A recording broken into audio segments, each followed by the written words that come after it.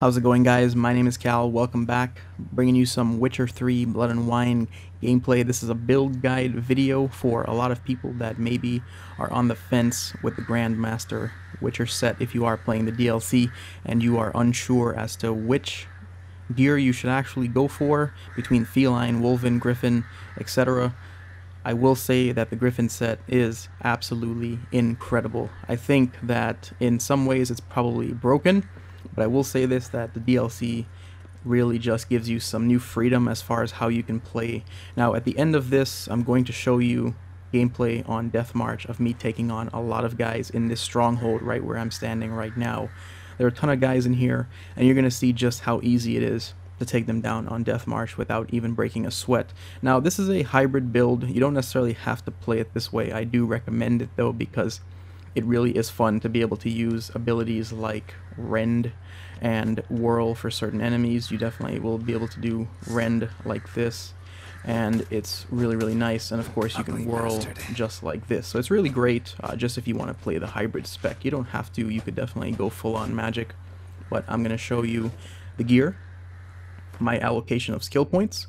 This is New Game Plus. I am level 73 now. I just leveled up from doing this stronghold here, but you will need a lot of skill points for this. Now, if you're in New Game, you can obviously still allocate the skill points the same way. You just won't be as diverse in your abilities as I am because of the extra skill points. So in this New Game Plus run, I haven't even picked up all of the places of power, but I have leveled up quite a bit and I have gotten a lot of skill points. So these are the abilities that I'm running. I'm going to run down the important ones in the combat tree first.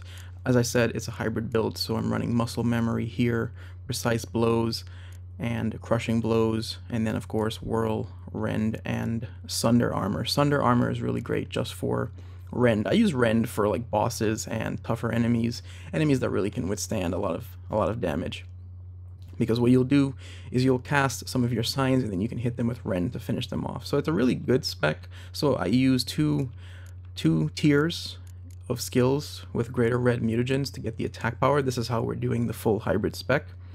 So we get attack power there and we run sign intensity with the greater blue mutagens there. And the DLC also brought mutations, and for mutations we're going to be using magic sensibilities. And the reason we're doing this is strictly for the fact that signs become weapons, literally. They stack with crit chance and crit damage based on your sign intensity. And right now I have a 52% chance to deal 323% bonus damage. Whenever you strike a critical hit, if they die from that crit, they will explode, and it works really well with Igni. Now, I'm going to be doing a separate build on Aard at some point, so look for that if you're curious as to how that would work. But this is a really fun build because you can literally AFK and just keep casting.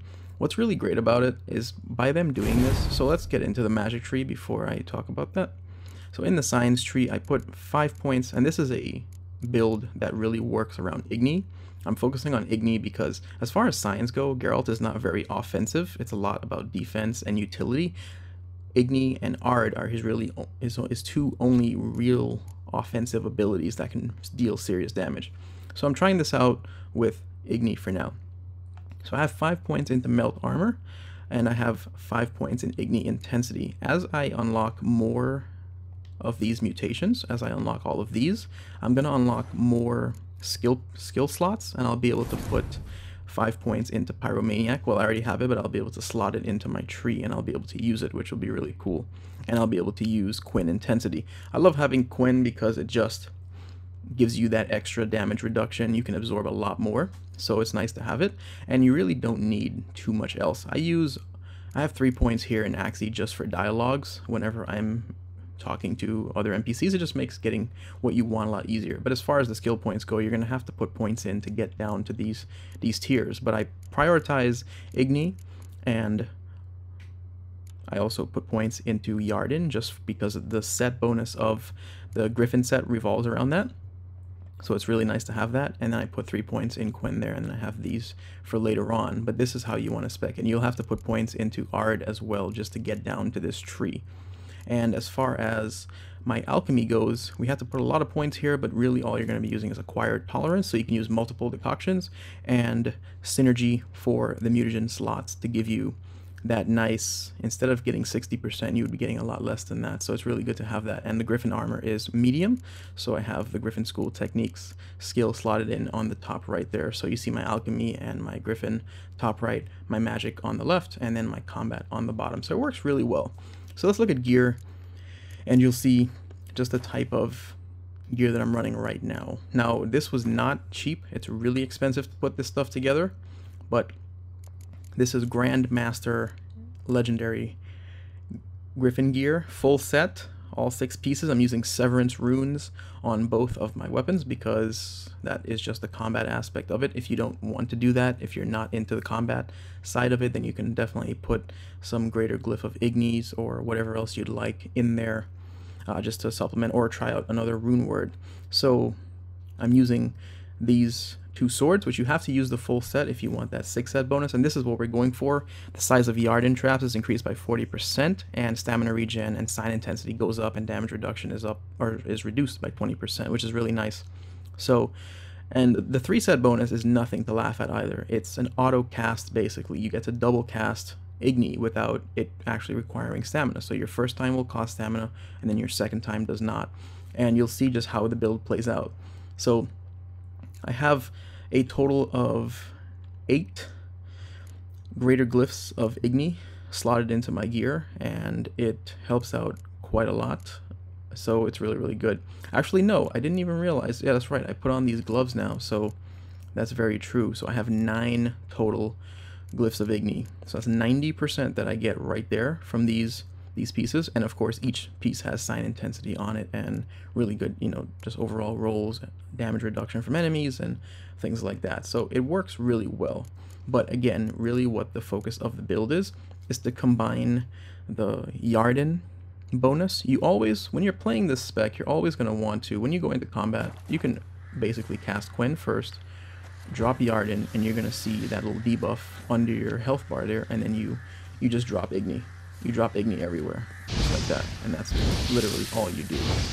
Because you're gonna, one of them is gonna be a free cast, so by the time it requires you to use stamina again, you'll already have your stamina bar back up, and you'll be able to drop it.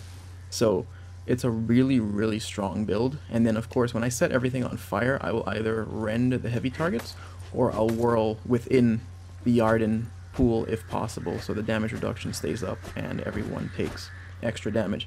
Now, as far as the potions go, what I'm using here, you're going to see it's just the standard stuff, but what we're going for is damage when at full health, and sign intensity, and just base damage. And then, of course, we have a heal in case we need it if we get hit, so a superior swallow is needed for that. But we use a superior thunderbolt, which is just standard again. It's really, really good. And a water hag decoction, which I really like. So you get a nice damage buff when you're at full health, and then a superior Petrie's filter for sign intensity. Whenever you're spamming your signs, this is really what you want. It's really good to have it going because you basically want to stack sign intensity. And I don't even have that much right now. It's at 246. So as long as you're standing within the Yarden, once you're standing within range of Yarden, you've got that buff going, and you've got your Quen up, and you've got your Igni going. Then you pop your superior Petrie's filter, you pop your Thunderbolt, you have your water hag decoction going, and your swallow in case you need it. You really aren't going to have much trouble here. You're pretty much unstoppable. So let me know what you guys think. It's a good combination. You can obviously try some things out. Look at my sign intensity now. It's 371%, and there's really no surviving this. So enjoy the gameplay to see the build in action. You'll see me clearing the stronghold that I'm in, which is one of the strongest, or one of the hardest zones in this DLC that I've come across. There are Red Skull enemies, there are tons of enemies, there's a torchbearer that will call for reinforcements, there's a lot of enemies, and you'll see me effortlessly stand there and burn them all. So my name is Cal, thank you for watching, and expect another Witcher 3 build video from me sometime soon, and maybe in the next few days. I'll see you guys later.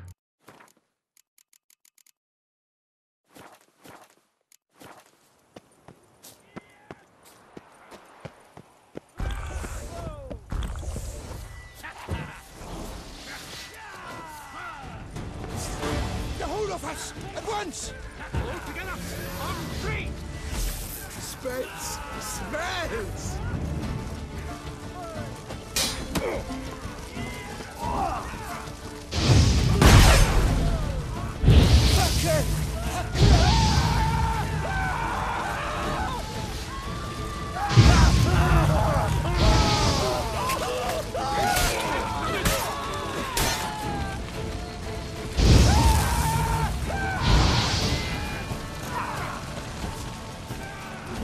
Let's dance, drink, kill!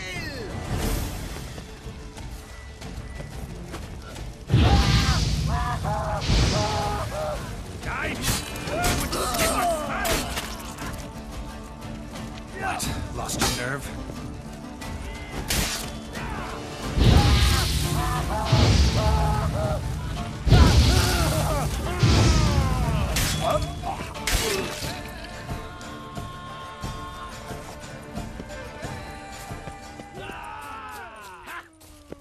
Blood!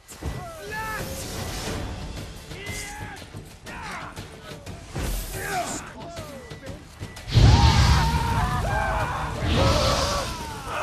Cannot let him get away!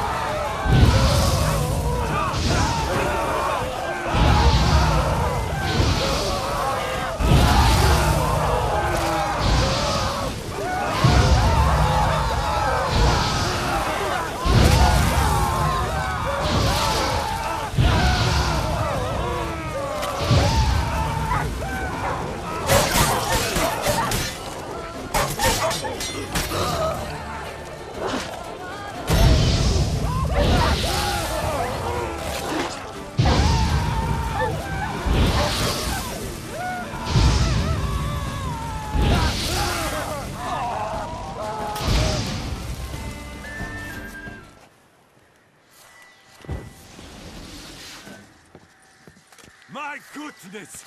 How I enjoy a good mouth-watching!